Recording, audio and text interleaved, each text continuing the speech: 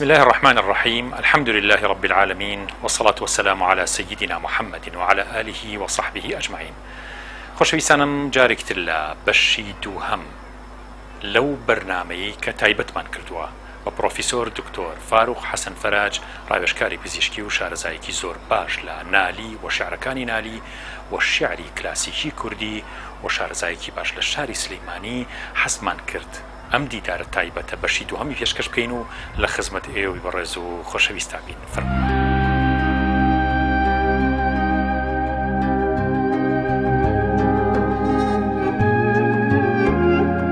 وەرە بولبول ڕەفیقت هات، طەبیبت هات، نالی ئەی خەم خۆر و دڵنەوە، ئەی سەر هەڵگرتوەکەی شامی مەولانا، ئەی بەرزە فڕی شیعر و گەردن کەچەکەی سووچی خانەقا، سلێمانی لە ئامێزی خەزانە زەر دەبێتۆ، وەرە و لە ئێوارەیەکی شیرینچایە قەسیدەیەک چامەیەک ئاهوناڵەی غەریبیەکی حیجازیمان پێ بڵێ، وەرە و بە سابونکەرانە سەرکەوە و گوێ لەم تەبیبە موریدت بگرە و ئافرینی مرید و فەقی حوجرەکەت بکە. وەرە بولبول ڕەفیقت هات، وەرە بولبول حەبیبت هات.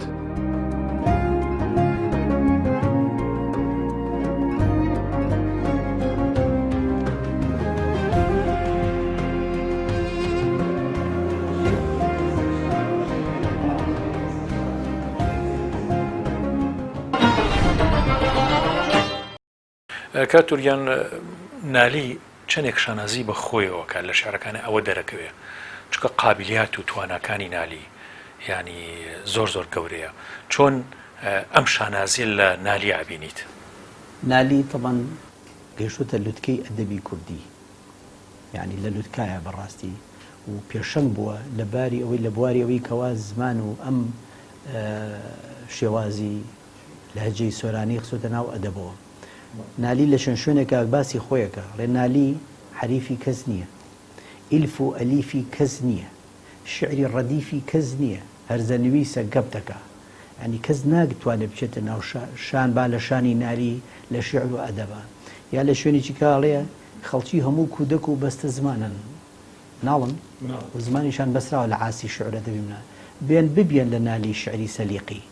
یعنی شعرانە من بە سەلیقەوە ئێڵێم، یعنی ئەمە توانای هەیە شعر لە ناو قسەکانی و ڕۆح و دەروێنێتە دەرەوە دەری ئەبڕێ بۆ خەڵکی و برادەرەکانی. عانە و پارە بۆ جیزدان، ئەگەر زیاد بوو بۆ گیرفان، زۆر زیادی کرد بۆ ژێرزەوی و شوێنی ئەمان، شعری نالی بۆ مەجلیسی مەردان، بۆ کۆڕی گەورەزانە و عاقڵمەندان، بۆ بڵندگۆ و وتاری وتاربێژان، بۆ ئاوازی دەف و کۆڕی زیکر و حاڵی دەروێشان، کامیان بۆ کامیان.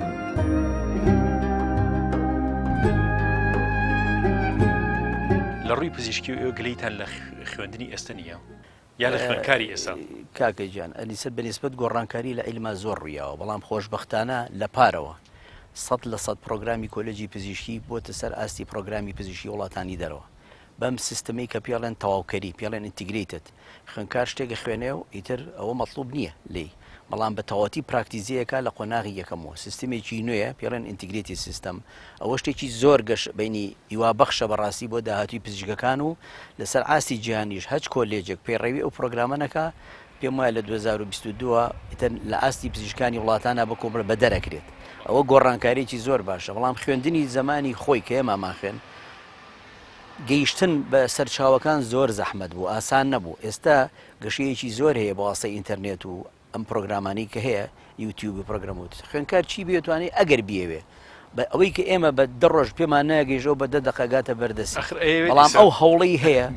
ئەو خۆشی هەیە لە دڵە، ئەو حرسەی هەیە بڕوا، پێم وایە ئەو حرسە کەمترە لە جاران من بیری مێ لە پۆلی یەکی پزیشکیە ئەمە پەیپەرێکمان تەقدیم کرد لەگەڵ خوێندکارێکی کا لەسەر گەشەی مرۆڤ لە چواری پزیشکیە لە وانەی تڵعەدلیە پەیپەرێکیان ناینێ چۆن بە چاو فەحسی میزی نەخۆشەکەی لە زمانی کۆنەوە بە چاو، يعني ئەمە ئەچوینە ئەرشیفی کۆنی زمانی کۆنی ئەبوو بەکری ڕازی و ئبن سینا و ئەوانەمان دەرێنا بۆی بگەڕین. ئێستا چ خوێن کارێگەڕێ بە دوای ئەرشیفی کۆنە بگەڕێت هەرچەنە ئاسان نەبوو. ئێستا گەیشتن بە زانست و زانری زۆر ئاسانە، بەڵام ئەو پاڵە و حرسە و ڕغبەتی ئەو ساگە هەبوو ئێستا هەیە. وڵابێت لە خۆیان پرسین من تۆزێ هەستم ئەەکەم تۆزێ لاوازن لە خۆشە باشتر. دوودی ناو شارە مەڵکەنی بوو، گەڕێکی زۆر کۆنی سلێمانی، سامونکەران بوو، گەڕێکی گۆیژە بوو، گەڕێکی دەرگەزێن بوو، گەڕێکی چوارباغ بوو، سەرشەخان بوو، ئەموو پێش 6 گەڕێک ناگەیشتە 7 گەڕەکە بوو. کانێسکان هەبوو، خەسابێک بەرامبەرمان بوو ناوی حاجی حەگریز بوو، یان حاجی حەکریس. ژنمە بینی بە عەباوە بەڕیس سەریانە گر لای ئەوە وەستان، پێم سیر بوو ئەم پیاوە نەگۆشتەکە لە تەکان نە پارە وەرەگرێ بۆ بەڕیس. ئەمە دوایی زانیم ئەمە ساحیبی قسەخانەکەیە، پیاوێکی زۆر باش بوو، گۆشتی دانا ڕۆژانی چەندەها چیز کردە کاغەزەوە. ئەوسا گۆشتەکرایە زەرفی کاغەزەوە، کاغەزەکە کاغەزی بۆر بوو، بەعزێکشی لە ئینی چیسی چیمەنتۆ بۆیانێنا ئەیان تەکان و پاچیانە کردەوە شتی تێکرا. هەرچەند ئێستا عیلمیە دەرکەوتەوە کاغەزە سەلامەترە بۆ ژینگە لەم نایلۆن و پلاستیکێک ئێستا هەیە، ئەمە جوانترە بە زاهری، بەس ئەو سەلامەترە بۆ ژینگە. چیسەی گۆشتی ئەبەخشی پێ، یعنی گۆشتی یا بۆ ئەوانەی بێوەژنەکان بوونی ئەوانەی دەرامەتیان کەم بوو. سرنجی ڕاکەشەم دوایی کە گەورە بووم زیاتر پرسییم، وتی بەڵێ ئەوانە کۆمەڵێک عایلەن، هەرێکی هەفتەی جارێ دوو جارە چن تەوزیعی کردووە بەسەر ڕۆژەکان، هاتۆ فڵان ڕۆژوەرە، یعنی خێرۆمەنگی باشە بوو لە شارەکە. وەگەرێکی لێ خۆمایە چەندها کەس هەر لە کەس و کار و دەم و دراوسێ و دۆست و ئەوانەوە دەوریانەیە کێشەکەی ناخۆشیەکەی چەرمەسەرەکەی زۆر ئاسانە کرابۆی چاکە بوو، بەڕێ خێرۆمەنگی چاکە بوو بەپێی توانای خۆی.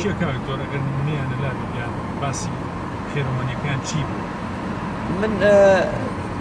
با نەبێ بەوەی کەوا مەدحی خەڵگەکرێ ئەوە، بەڵام من پێ دەڵێم لە گوزەرەکانە، لە ئاستی گوزەرەکانە و لە ئاستی مزگەوتەکانە پارێ و شتێکی باش کۆکرایەوە بۆ فەقیر و ئەیرا بە و فەقیری گەڕە کوشتانی کە وەختی خۆی هەبوو لەوێ، وەکو زەکات، وەکو هاوکاری، وەکو خێر ئەیرا بەیانە. زۆر کەس مەبینی ئەو شتەیە کرد، ئەو بەخشینەی ئەکرد و بەڕای من بەخشین پلێکی زۆر گەورەیە لە ئیتاعەت. حەلاج دەڵێت ئەوەی ئازادی دەوێت با خۆی بگەێنێتە بەندایەتی خوا و بیپەرستێت. باسی مەسەلەن سەرەتایی لەدایکبوونەکە و مردنی مرۆڤ کە بیدایەت بە لەدایکبوون دەست پێکە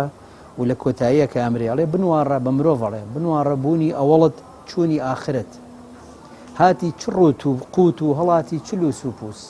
وەی مرۆڤ بەخۆی نەنازێ کەیەت ڕوت و قودێت لە ئاخریشا سفتیەکەن بە هیچ ڕاتەوە بۆ ئەو دنیا. مەسەلەن وشەی بە سەڵاتچوونی کردووە کە ئینسان پیرە بێ مووی سپێ بێ، ئەڵێ مووی سپی کردم بە شوشتن ئاوی عینی شۆڕەشەت. شۆڕەشەت یعنی کە دەیدا خود بە خود قەلب و بە بەڵ. ئینسان کە پیرە بێ ئاوی سپی بێ بە چاوێ، جاڵێ هەڵگەڕا وەک مۆمی کافوری بە ڕووما موو بە موم، دا سیایی ڕوو بخوێنم نقطە نقطە خەت بە خەت. من ئەڵێم شەو بوو بە ڕۆژ، نەفسم ئەڵێ ڕۆژ بوو بە شەو، کە ئاوی سپی بەسەر تایەت توازانی ئاو چاو باش بوو، ئەڵێ نابینێ چاوە ئەو موسیبەت چونکە چاوی پێسبی بۆ من غەڵەت.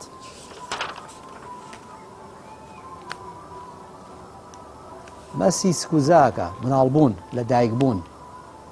سکپڕی ئافرەت دووجانی ئافرەت، ئەڵێ کانی دەزێن بە ئاو و درەخت ئاووس ئەبن بەبا، شایی بەهارە بولبول دامادە و خونچە بووک. یعنی طبعا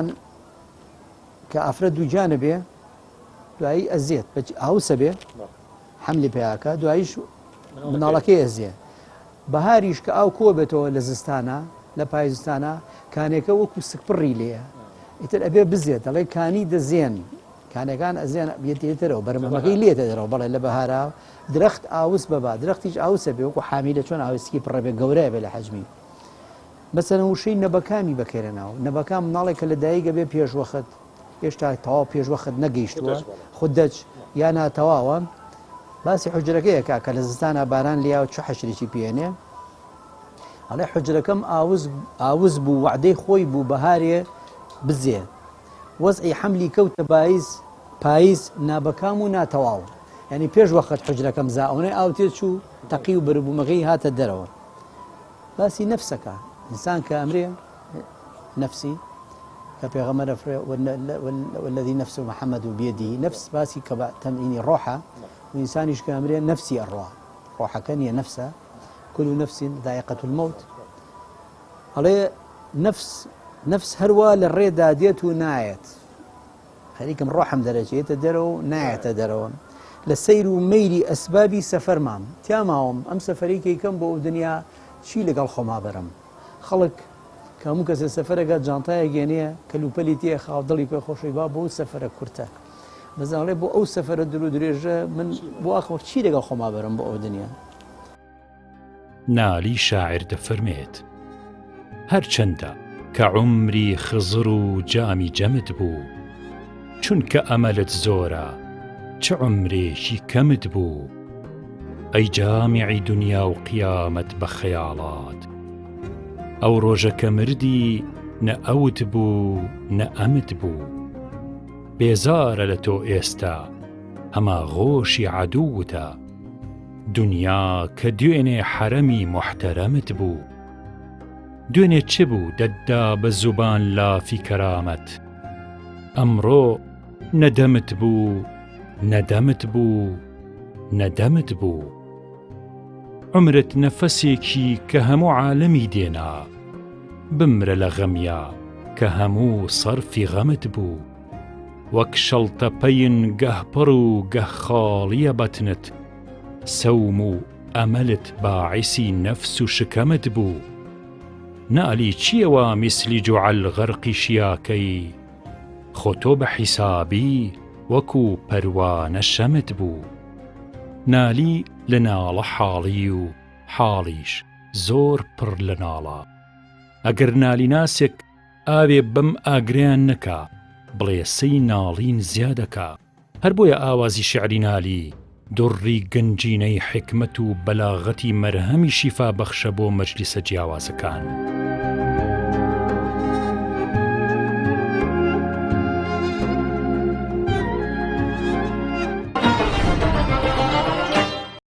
بیرمێ لە ئامادەیی لە شەشا بووم میوانێکی زۆر هاتبوو خەزم و کەس و کار کۆبوونەوە ئەو ساژوورەکان خان و ژوورەکان بە تەنیژێکەوە بوون بۆ میز بێمە دەرەوە ئاوشت خۆم کە هاتم ئەو هەموو خەڵکی لێبوو من بەزم و ڕزمی بەجارێت 40-50 کەسی لێبوو لە ماڵەکە نە ئەوان سەرنجی من هەر ڕایگەشا بوو نە من سەرنجی ئەوان ڕایگەشا بوو ئەوەکەم خواروتیان ئەم کوڕە لێرەیە لەم ئەوە یعنی کە تۆ سەرقاڵی خوێنەبی چیتە ناو قوڵایی خوێندنەوە ئیتر دەبێ بەڕاستی تەفەڕوغی بۆ بکەی خوێندنەوە بێ خوێندنەوەی ڕەخنەدارە بێ هەرەوە نییە بیخوێنی تۆ لەم سەر بەو سەر وشەکان بخوێنیتەوە وشەکان شیگەیتەوە و ئەوە ئێستا پێناسی تازەی خوێندنەوەی ڕەخنەداری بۆ شێوەیە بزانی ئەوڵێ چی وتووە بۆ چی وای وتووە ساڵی 74 جەنابەت 6 عدایە تەواو کرد وابوو 74 تەوان سەردەمی شۆڕشی کوردستان و وەزعی کوردستان زۆر نا لەبار و وەزعێکی زۆر خراپ بوو ئەو ساڵە تۆ چۆن بوویت و چەند دەرەجە تێنا و چۆن ئەو قۆناغە قورسەتان بڕی ئەو کاتە 6 بووە یا 5 بووە ساڵی 74 شەڕی 74 دەستی پێ کردو دوای ئەوەی کە ڕێککەوتنامەی 11 ئازار ڕێککەوتنامەیەکی گەورە بوو بەڕاستی و گۆڕانکارێکی گەورەی هێنایە ژیانی کورد و کوردەواری کوردستانەوە حکوومەتی ئەوسا پەشیمان بۆ پاشگەز بووە لە بەندەکان ڕێنەکەوتن لەگەڵ ئەو وەختە ڕێنەکەوتن لەگەڵ کوردە شۆڕشی کوردیا شەڕ هەڵی گیرسانەوە ئەڵبەتە شەڕ ئەنجامی باش نییە نەبووە پێشمەرگە نەبووە لەشکر ئەوانی ژەر عێراقین و هەوڵاتین و ئەوانە لەو کاتانە ئێمە لەبەر مەکتەبەکەمان عەدادی سلێمانی هەر ئەومانە بوو ئەو عەدادی هەبوو زەمانی ئێمە مدەڕعان هێنا بۆ سەر سوشی مەکتەبەکە یعنی تۆ کە چوینە بۆ ئیمتیحانی سەری ساڵ جارە تا یەک دوو مانگ پێیان وتین ئیمتیحان نییە و تەجیلە بێ چێتە کەرکووکە بێ ئیمتیحان بێ دوایی هێنایان کرد ئیمتیحان کرا ظروفێکی زۆر ناخۆش بوو ئەو زەمانە کارەبا نەبوو لە سەعات 5 بایە بچووتایەتە ماڵەوە هەچی بمایەتەوە لیانە ئەهەنگەت کێشەیان بۆ دروست دەکرد کارەبا نە ئەمان نەود نەبوو لە زستانە لەبەر خەڵکی سەرمای بوو خەڵکی تاریک بوو ئەوە لە تاریکی لەبەرەوە تۆ بە هەڵسایتە بەیانی زوو سعی بکرێت تا پێنجی ئەوارەژینە ئەوسا زۆربەی شەوان کارەبایەتە دووبەختی بوو هەبوو نەبوو و پێشمەرگەژە هاتە ناو شارەوە شەڕ بوو شەوانە لە ناو جادەکانە شەڕ بوو بۆ بەیانیش تر خەڵکە کوژرا و برینار ئەبوو ئەو جێشەشە کەوتە ناو خەڵکەکە و خەڵکی ئەگرت و ئازاری بەڕاستی ڕۆژانێکی زۆر سەخت بوو ئێمە لەو ڕۆژانە ئیمتیحانی شەشمانە بیرمێ لە دەرسی بایۆلۆجیە میوانێکی زۆرمان هەبوو نەخۆشیشان هەبوو لە دەرەوەی سلێمانی هاتبوون لە ماڵی ئێمە بوون هاوین بوو نەخۆشیانە بوو ئەکۆچی و ئێتر ناڕەحەت بوون منەوە شەوە خۆم لێ نەکەوت ئیمتیحانی بایۆلۆجی کە چوومە ئیمتیحانەکەەوە من بایۆلۆجیم هەمووی لەبەر بوو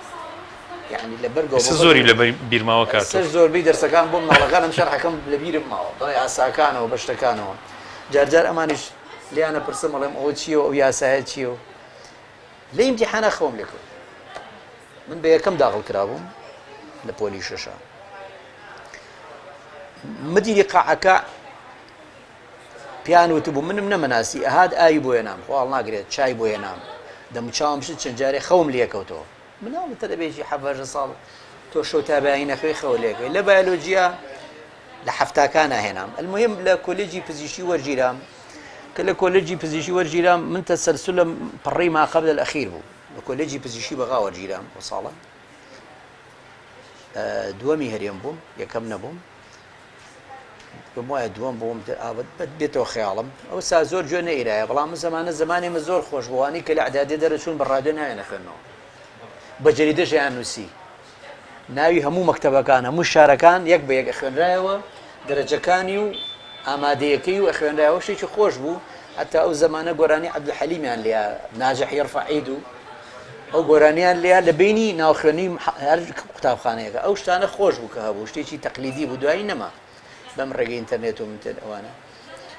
کە چوونە کۆلێجی پزیشکی من ئەوە تەسەسولەکەم لە دواوە بوو بەغاییتی هەبوونەوەی پاشتی هەبوونەوە نوێی هەبوو ئێمە لە نەوا هێنابووم بەس کە کەوتینە ئیمتیحاناتەوە فەرقەکە نەما یعنی من بیرم یەک ئیمتیحان بەس من ساڵم وەگرتە بوو لە کیمیا لە فیزیا باشترین دەرەجە مێنا یەکەم بووم لە بایۆلۆجی لە ئەحیینە تەشریحە یەکەم بووم بەس ناوی منیان نەخوێنەوە جا یەکەم جار کە ناوی خوێنمە وتیان سوتفە بەڵی کە سێ جوار جار خوێنیانەوە باشترین دەرەجە بووم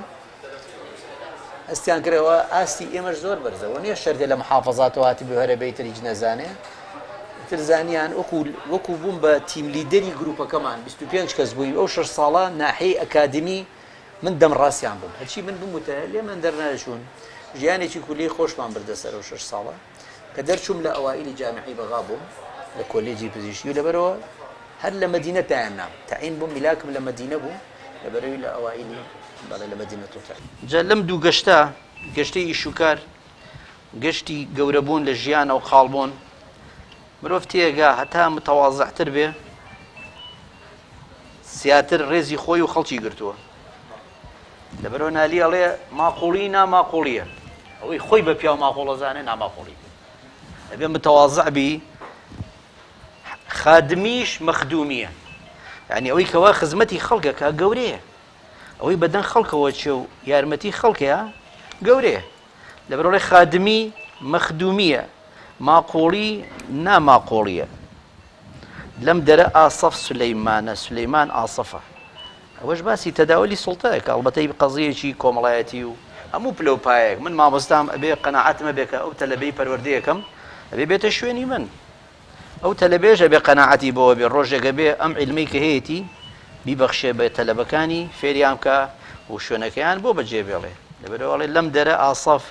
سولەیمانەکەوا خەلیف وەزیری بووە ئەو کۆتەری سلێمان ئاسەفە نەشتەرگەری کارێکی زۆر وردەکاریە پێویستی بە زانستی نەشتەرگەری زۆر دوور و درێژ هەیە پێویستی بە ڕاهێنانێکی زۆر زۆر هەیە پێویستی بە حوسڵەیەکی زۆر زۆر هەیە پێویستی بە وردەکاریەکی زۆر هەیە ئەمانە ئەبێ هەمووی کۆبێتەوە تیاتە ئەنجاتوانی و ئەبێت ترس و لەرزن نەبێ ئامانجیشی خزمەتی نەخۆشەکەیە کە تۆ مادەم ئامانجە خزمەتی نەخۆشە و نیەتێ باشە سوابێ بۆ ئێرە ئەنجامی باشە بێت کە زانستیانە پەروەردە کرابی ئامانجیشی خزمەتی نەخۆشە تەچ لەبەر ئەوە مادەم نیەتەکە و باشە باش پەروەردەکراوی لە خۆتۆ دەستکاری شتێ ناکەی نایزانی بۆ یەکەم جار بێت بڵێ وەڵام من ئەمە ئەەکەم نایکەی خبرەیەکی باش پێیاکەیت منەوە 27 ساڵە وەکو نەشتەرگەری پسپۆر پێش ئەوەش لە هەشتاوە کاری پزیشکیەکەم جاگەیشتومەتە ئەوەی کەوا بتوانم بە باشترین شێواز خزمەتی نەخۆشەکان بکەین بە ئەمە لێرە دەکەینەوە ئەو بگرە ئەو مۆسیقیەوە بۆ بگرە ئێستا ساکەکە بازیاکەی ببڕین ئەوە بگرە زۆر باشە ئابە کۆتەرێکم بەرێ ئاخۆ و بێ جەڕاح چۆن ئەڵێ ترس لە دڵیان نەبێ بە هیچ شێوەیەک لە کاتی نەشتەرگەریە نەشڵەژێ ئیشەکانی جێبەجێ بکا بە باشی تا بتوانێت ئامانجی خۆی بپێچێ. بەهارێک بێتۆ بەهار نییە، بەهارێک بێ باران، بێ هەور و بێ گرمە و بێ ئاسمانێکی پڕژان، بەهارێک بێ سەوسن و گوڵ، بێ قاسپە و بێ بولبولی سەرچڵ، بەهارێ بێ شین بوون، بێ سەوز بوون، بێ گوڵاڵە و ڕوو سوور بوون، پاییزێکە و بە میوانی بەهار بووە.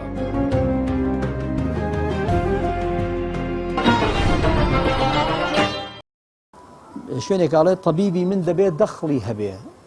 صاحب ئیشارەت بێ دکتۆرەکەم بێ شارەزا بێ بێگی ئیشارەت تێبگا من چیمە مەگەر چاوت بزانێ من لەبەرچی مەست و بیمارم ڕادەکەن بۆ جانبی دوکانی جەڕاح و تەبیب خەڵکە برینارە بێ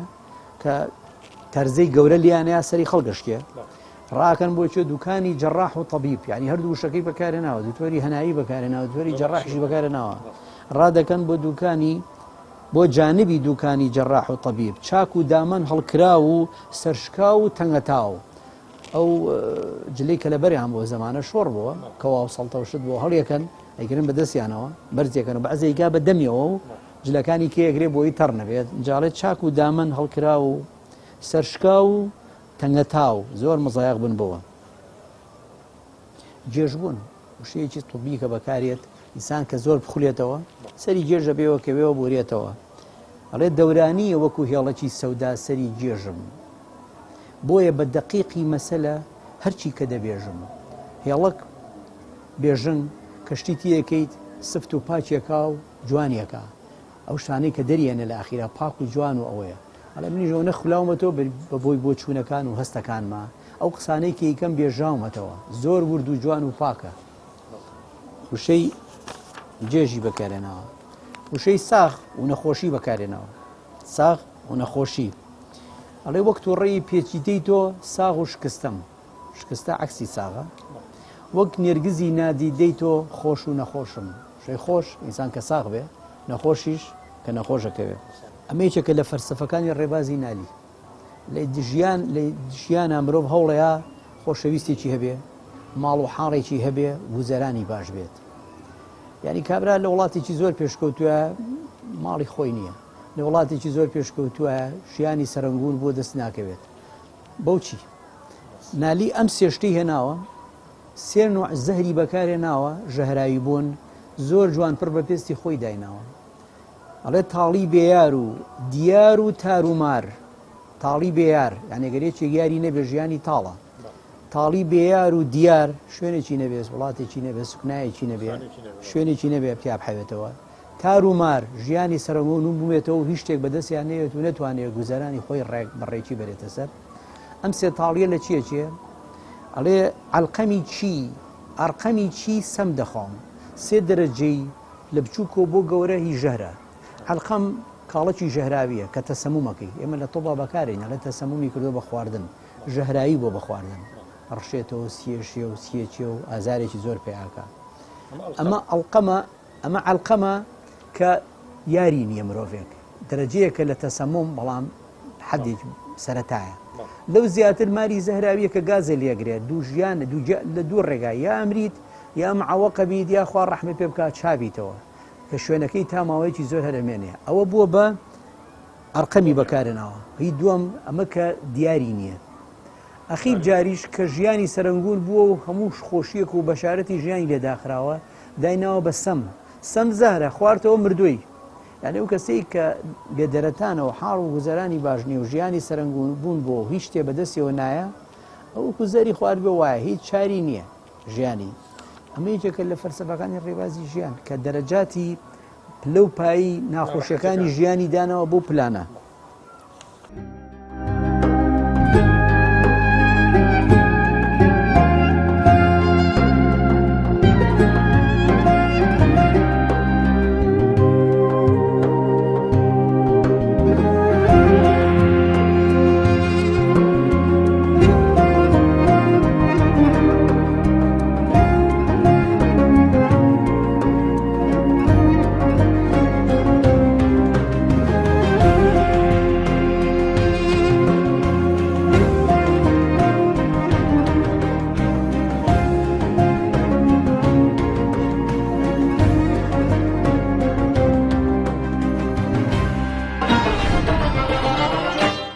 یەک شتی تازەشمان بیر نەچێت لەم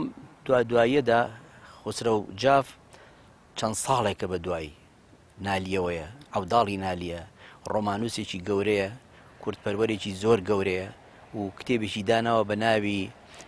شازادە و شاعر باسی ژیانی نالیەکە من بەڕاستی دوێنێ دەسم کەوتووە ئەمڕۆ دەسم پێ کردوی خوێنمەوە ئەلبەتە زۆر مەفاهیمی ئێمە تێگەیشتنی ئێمە بۆ نالی ئەگۆڕێت هەوڵی ئەو پیاوە نووسینی ئەو پیاوە زۆر بەنرخە یعنی بەڕاستی جێی ڕێزلێنانێکی زۆر تەواوە نەک هەر بەنالی بە خزمەتی خەڵک و بۆ ڕێپیشاندان بۆی کە تۆ باسێکە کە باچیتە باسێکی زانستی ئەەکەیت ئەو کا پیاوە ئەکادمیە هەر یەکسەر نییە بڵێ ئەمە شعرەکان ئادی بۆم لێگەرەوە ئەمە ئەبێ بە شتێکی ینی میکانیکی تۆزێ قورس مرۆڤ بریتە لە ژیان بریتە لە گەڕک و ماڵەکەی بریتە لە دراوسەکانی خزمانی باوکی مناڵی هەرزەکاری سەفەرەکانی کردوێتی ئەوەی ئێمە لە نالیمان دەستکەوتووە تا ئێستا لەو سەرچاوانە ئەتوانین بە کۆمەڵێک کۆت هەنێ گری بکەینەوە بکو یەکێ لەوانە مەسەن لەو کۆدانە ئەبێ بزانی بۆ ئەوەی کە نالی بخوێنیتەوە تی بگەیت ئەبێ بزانی نالی خەڵکی کوێیە بەڕاستی خەڵکی کوێیە یعنی بزانی وەکو ئەو بەڕێزە ئەفەرمێ ئەڵێ کاکە خەڵک خۆڵمان بشانن بنەوە خاک و خۆڵە چۆن دەڵێ ئەمە گەڕێکی مەڵکەنیەوە ئەوە گەڕێکی سەر شەقامە کاکە بابمان بن بڵێن ئەمە تا گەڕێکی خاک و خۆڵ ئێستا من بە بەڕێزە دەڵێم کاکە من خەڵکی دەرگەزێنم ئەڵی فەرمو کاکە دەرگەزێنم بشان ئەڵێم فەرمومە دەرگەزێنم ئەڵێم لای مزگەوتی دوو دەرگام ئەڵێم مزگەوتی دوو دەرگاوەیە یعنی تۆ کە شتێک گەڵی ئەبێ بڵێ ئەمەیە ئەمە ئەبێ بە مێژوش ئەم جۆغرافیە ساغەکەیتەوە هەم مێژووی میلەتێکە نووسیت چکە نالی مێژووی نزیکەی 100 ساڵ شتێکەمی ئەم میلەتەیە کابرایەکی بۆ هەموو توانایە ئەڵبەتە شارەزایەکی تەواو هەبوو لە ژیان و گوزەرانی ئەو خەڵکە کە ئەڵەی نالی باوکی کامەیە کاکە ئەمە خۆهەتی بچە نەبووە کاکەروە لەسەرەوە جادەڵیان کردوێتەوە جەماعەتێ بەخێر بەخێوان کردبێ کامە کە سوکارێتی ئەبێ ئەوانە هەمووی لێک بیرێتەوە کۆدی نالی ئەوەی کەوا ئەتوانین باسی بکەین و کێشەمان نیە لەگەڵیا ئەوەی ببزانین نالی مەلا بووە مەلا بۆی ببی بە مەلا ئەبێ بزانی مەلا بە قۆناغا ڕۆیشتووە لەو کاتەیە لەو کاتە یعنی مەلا ئەوە نەبووە ئەمە متەوەستەیەگەی عدادیەگەی جامیعەیەگە کولی شەریعەیە ئەچیتە ناوی لەم سەر دوای 4 ساڵ دەرەچی بی بە خریجی شەریعە وانە بۆ زمانە ئەمە یەکێکە لە گرفتەکانی ئێمە بۆ مەسەلەن پێویستی بە دەرسی نەحوو بووە شار بە شار دێ بە دێ گەڕاوە وڵات بە وڵات گەڕاوە چێ نەحوی فێرکە خۆم چوونە بوو ئەوێ هەرواسان نەبووە کێ زۆر شارەزای لەو بوارە مەسەلەن پێویستی بە حەدیث بووە علمی حەدیث بووە وشەکانی ئینەکانی پێغەمبەر صلی الله علیه وسلم گەڕاوە چێ زۆر شارەزا بووە لە عەرەب لە فارس لە کورد لە تورک چووە لای کە چۆتە خزمەتی خۆروانە بووە 4 کەلیمە بیاتە دەستی و بڕەخوا حافیزی بێ و نامیلکێ بخوێنێتەوە ژیاوە لەوێ یەکێ کاکتۆر کە بەلاغە و منطقی پێوتۆ تا نالی دروست بووە ئەم مامۆستا کێ بووە ئەم مامۆستایانە چێ بووە بێ بزانین بەڵام ئەوەی کە هەیە نالی بەم قۆناغانە تێپەڕیوە بە قۆناغی مستەعیدی و فەقیەتی و تا بووە بەلاو ئەوەی کە هەیە ئەڵێن مۆلانا خالید ئیجازەی مەلایەتی پێبەخشیوە دوایینە سەر نالی و مەلا خالیدی دەخشبەندی نالی بۆ ئەوەی ئەم زانستە وەرگەڕێ گەڕاوە گەڕان لە شارەوە بۆ لادیەکان و بۆ مزگەوتەکان و بۆ شارەکان و بۆ وڵاتەکانی تر خۆی لە خۆیان قاڵت دەکا عەرەب ناڵێ ئین العیزە فی النقلی ئەڵێ گەورەی مرۆڤ لە گەڕانایە الحەرەکە بەرەکە کە گەڕاوە ژیاوە ژیانی و خەڵکی بینیوە بچۆکو ئەوان ژیاوەکو ئەوان کاری کردووە لە خزمەتی ئەو پیاوە گەورانە بۆ ئەم علم و زانست و زانریان کە پێبەخشیوە هەروە بە ئاسانیەوە نییە بڵێ کولیەکەچمە ناوی بەیانی دەرەچم 4 ساڵ دەرەچم ئەمما ئەوەی کە ئەم بردوێتێ سەر خبرەیەکی ژیانیشی گۆڕیوە لەگەڵی هەر زانستەکە نەبووە دوای ئەو خەڵکانی کە دەرسیان بە نالی وتووە ئەوانە هەمووی قیمە بوون لەو عیلما ئەو بیئەیە چەندە کاری تێکرد کاری تێکرد تێژیاوە لەبەر ئەوە نالی ئەبێ بزانی ژیانی کە بردوۆتە سەر بەم وەرگرتنی ئەم زانستانە گەڕاوە بە دوای ئەوە و هەوڵیدا و ماندوو بووە دێ بە دێ شار بە شار چووە لە شارەکانە ناوی ئەوەنە دێ و شوێنی تایە من تا ئێستا ئەوە لە 6 تام و خەریکە تێپەڕەبم بەعزە شوێنێکی نەمبیستەوە نەمبینیوە ئەو بۆ سواری وڵاخ و بە پێڕەوی چۆم شوێنانەی بینیوە کابراایەکەمانە زۆر ماندوو بوو لە ژیانە هەوڵی داوە ئەو هەوڵدانەیە مویمە گەشەی کردووە و قاڵی کردووە و گەورەی کردووە ینی مەلای ئەو کاتە کەکتۆر بەتایبەتی شاعرەکان کە مەلاش بوون یاخود ئەهلی تەریقەتیش بوون لە هەمان کاتە چۆن مەلا بووە چۆن شاعر بووە چۆن کۆمەڵناس بۆ گەڕیدەیەکی عجایبیش بووە ینی گەڕیدە بۆ معنایی کە بۆ شت گەڕاوە چۆن مستەشقی گەڕاوەشتی کۆ کردوێت ئەوە گەڕاون بە تەکیید بێزگە لەوەش زانست و زانیاری لە مزگەوتەکانە خوێنراون قوتابخانە نەبوو مەگە ئێستا پێڵی ینی هەموو زانستی علمیش لەوێ خوێنراوە ئەکیید بایۆلۆجیان خوێنەوە و زیندەوەرزانیان قەدەغی لە کتێبەکە کەوتۆر باسی ئەوە کە ئەو علمانی کە لەوە پێش خوێنراوە ئەڵێ نزیکەی 50 علم لە سەردەمە کۆنەکانە ڕەنگە سەردەمی نالیش تا ئەو کاتیش هاتوێ 50 علم خوێنراوە کە یەکیان مۆسیقا بووە بەڵێ بەڵێ فەلەکناسی خوێنراوە شتی کە خوێنراوە هەندەسە خوێنراوە ئەمانیان هەموو کردووە لەبەرەوە گەبتوێ لە نالیەکێ لە کۆدەکانی نالی بوون بە مامۆستایەکی ئاینی بەڕێز هەروە ئاسان نییە وەکوەوە بڕێچمە مەحەدێک و فێرە بم ئەبێ بزانی ئەم ئەوە چەند گەڕاوە چەند هەوڵیاوە چەند ژیاوە چەند کەلتوری بینیوە چەند ڕۆشنبیری بینیوە چەند جۆر خەڵکی بینیوە چەند جۆر ژیانی لادی و شار و ئەگۆڕێت تەمان عادەت و نەریت و خۆی شوێنەکان ئەگۆڕێت چەندی بینیوە وەکو لاوێکیش چۆن هەستی کردەوە بەم شتانە مەولانای ڕۆمی لە شەمسی تەبرێزی مامۆستای پرسی باشە چۆن بوو لە ناو ئەو هەموو خەڵکە منت دۆزیەوە شەمس وتی من بە دوای بەندەیە دەگەڕام دەمبینی خەڵکی هەمووی بە دوای خوایەتیە ئاگەڕێن تەنها تۆم وەکوو بەندە بینیم زانایانی ئاینی دڵیان ڕق بووە چاویان لە بەهەشت نەماوە و بە گژ یەکە ئاچن تەمبەڵیان پێ ئارامگرتنە و عەشقیان لە پێناوی پلە و ناوبانگ فرۆشتووە نالی ئیمانی بە مرۆڤە ئیمانی بە مرۆڤی کوردە ئیمانی بە دەستڕۆیشتی و سالاری و سنجینی مرۆڤی کورد هەیە نالی مەسەن لە شعرێکە ئاڵێ و بەڕێوەبردن کەوا کورد دەتوانێت خۆی بەڕێوە بەریە و ئیشوکانی بکە ئەڵێ لە سایی شخصێکی هیممەت بڵند ئاسوودەیە شارێ ئەگەر یەک سەلامی هیممەت بڵند دەبوو ئیداری بەڕێکی بر بەڕێوە شارێک ئاسوودەیە بڵێ ناوچی سولەیمانی سەوادی ڕەلی کەدرونە ئەو کەدرونە ئەڵبەتەیە چێگە بووە کار و فەرمانی ئەم شاری داری بردووە بەڕێوە خەڵکی ئەم شارە بوو شارەکەی بەڕێک و پێچی بردووە بەڕێوە نالی هیچێکە لەو شاعرە دەگمانی کە باسی مافی مرۆڤەکە ئەو بە ناوی مرۆڤ پەروەرەوە سەیری شتەکان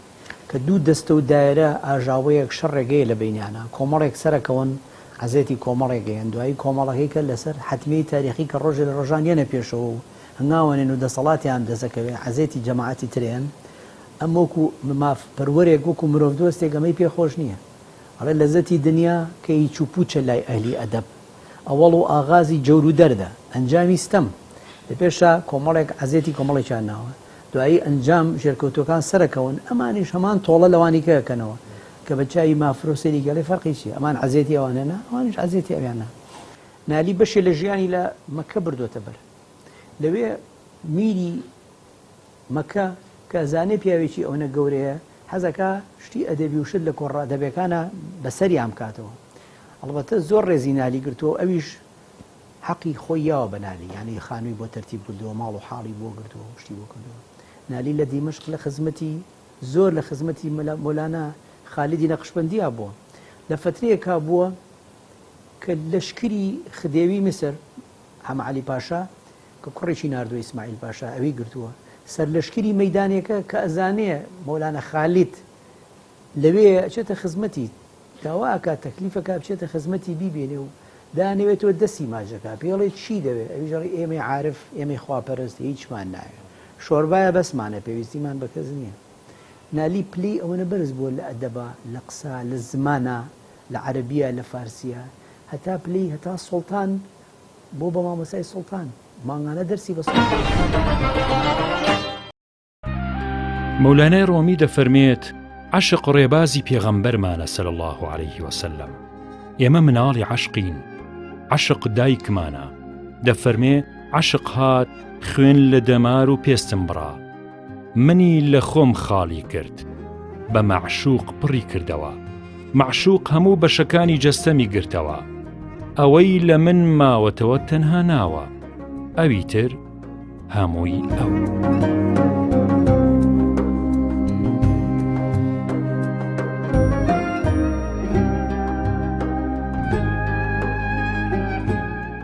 سعدی شیرازی دوای ئەو هەموو ساڵە ئەڵبەتەم شاعرانی خۆمان زۆر و کەم زۆربەیان فارسیان زانیوە و زۆربەیان ئەم سەرچاوە فارسیانیان خوێنۆتەوە کە پێڕەوی ئاینیان کردووە و ژیانی کۆمەڵایەتیان ڕوون کردوێتەوە لە ڕێی ئەو پێڕەوی ئاینیانەوە کە هیان بووە. مەسەلەن دوای سعدی دوای ئەو هەموو ساڵە لە دوای 90 ساڵی ئەگاتە ئەنجامێک گەڵێ کاکە دین و دنیا زۆر ئاسانە، بنۆشە بپۆشە ببەخشە، بپۆشە ببەخشە، یعنی هەموو شێوازی دین و دنیا بۆ کوور دەکاتەوە وە هەر ئەوەشە. ئین الذین ئامنوا وعملوا الصالحات، ئەوانەی کە کردەوەی باش دەکەن هیچ ترسیان لەسەر نییە و هەر ئەوانەش ئەچنە ئەو دنیا ئەچنە بەهەشتەوە. ئەمیش کابرای ناوێتی ئەو هەموو دین و شتەخی بۆی لە خەڵکی ئاسان کردووە، تەواو ئاسانی کردووە و ئەڵێ کاکە بەس بنۆشە، یعنی خواردن بنۆشە، بیخۆ بخۆرەوە، یارمەتی خەڵک بە، ببەخشە، یعنی حەقی لا یەکێک هەیە تۆ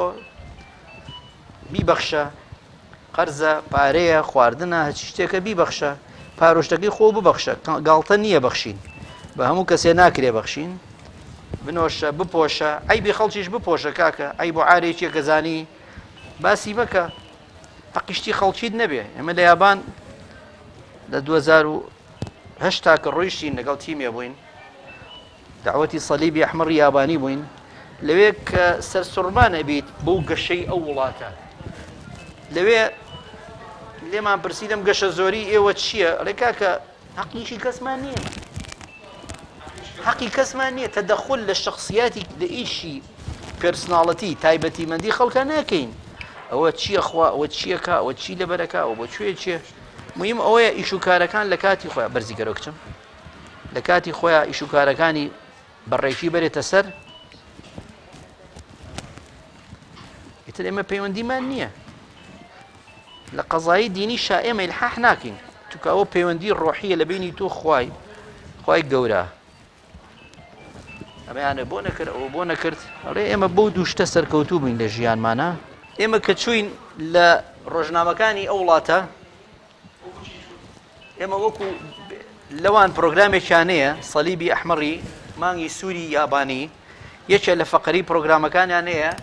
گۆڕینەوەی ڕۆشنبیری لەگەڵ وڵاتانی سێمە.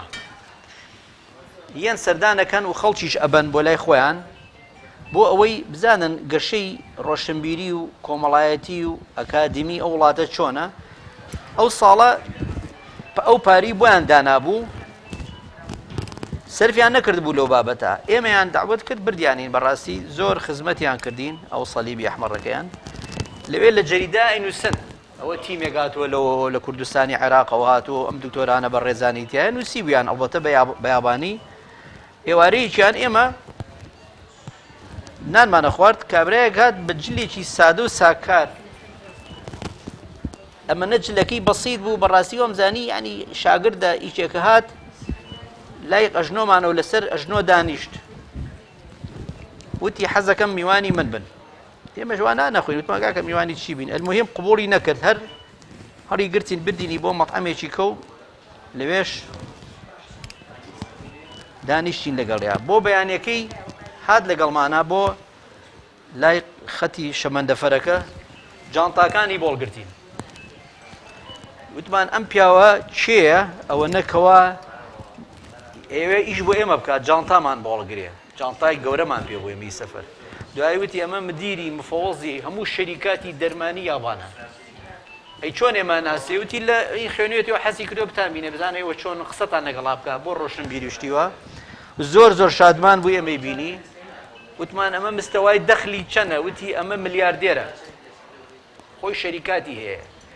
ڕئیسی مفەوەزی هەموو شەریکاتەکانیشە. باشەوە یعنی تەواضعی ئەو کابرایە جلی ساد و ساکاری ئەو کابرایە شێوازی قسەکردنی کە قسە بۆکەن بەڕێزەوە ئەوەستن ئەنجا تیەگەی خەڵکی هەتا گەورە بێ زیاتر ڕێزی خەڵگەگرێت بۆچی هاتیو بەلای ئێمە خۆمان زۆر لا بە مهم زانوی دیێنە هەروە هاتوم بزانم ئێوە میلەتێکن خەڵکی ئەم شوێنە کە باز دەکرێت کوردستان چییە و چۆن قسەکەن و چۆن بیرەکەنەوە وەزعتان چۆنە و هاتوبوو زانست و زانیاری لەسەر ئێمە بیستێ هەر بۆەوە هاتبوو ئەو وەختەی بە نرخەی خۆی بەجێشت بوو ینی ئێوارەکەشی و بۆ ئەوە هاتبوو بەس بۆ ئەوە جا ئەو تەواضعی ئەو کابرایە بەڕاستی ئەو نەرمی ئەو کابرایە لەسەر خۆی ئەو کابرایە و جلو بەرجی خواردنی کە دانجێگەڵمانانیە خوارد زۆر وکو مرۆڤێکی احتیاجی بەرچ و کابرایەکی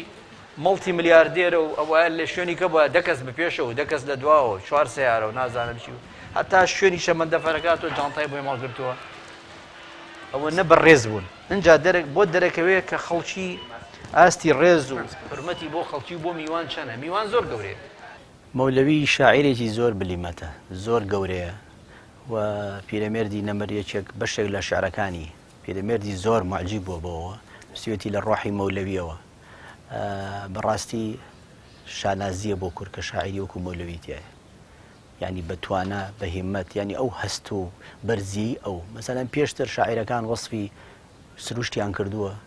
خۆشەویستەکانیان کردووە بە سروشت ئەم هاتووە سروشتی وەسف کردووە بە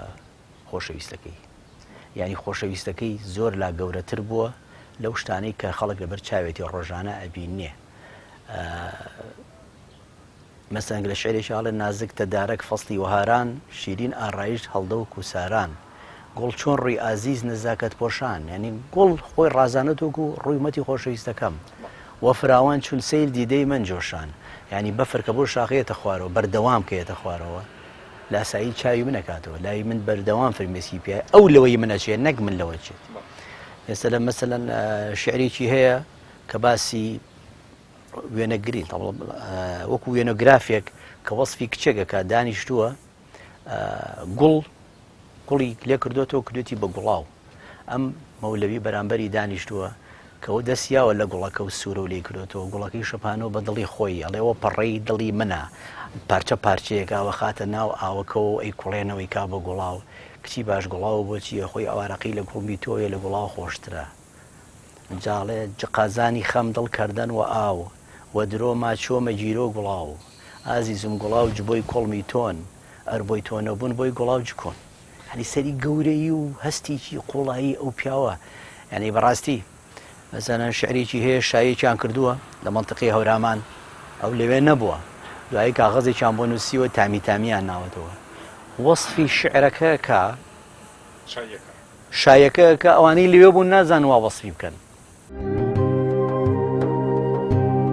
ئەم موریدە چەندە بەڕۆژ ماندووی کار و بەڕێکردنی ژیان بێت بەدەم چاخواردنێکەوە سەرەبوردی شعرێک دەگرێت و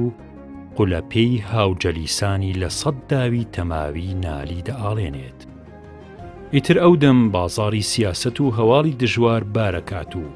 چاوەکان ئابڵەقی پیری موغانە بن کە لەسەر زوبانی موریدێکی ئەکادیمی و بە ئەزمونەوە دەدوێت ئیتر لە تەنکەبواری نالیەوە بۆ قوڵایی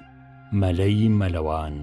دەست پێکات قوربانی تۆزی ڕێگەتم ئەی بەڵاتی خۆش مەڕوود ئەی پەیکی شارەزا بە هەموو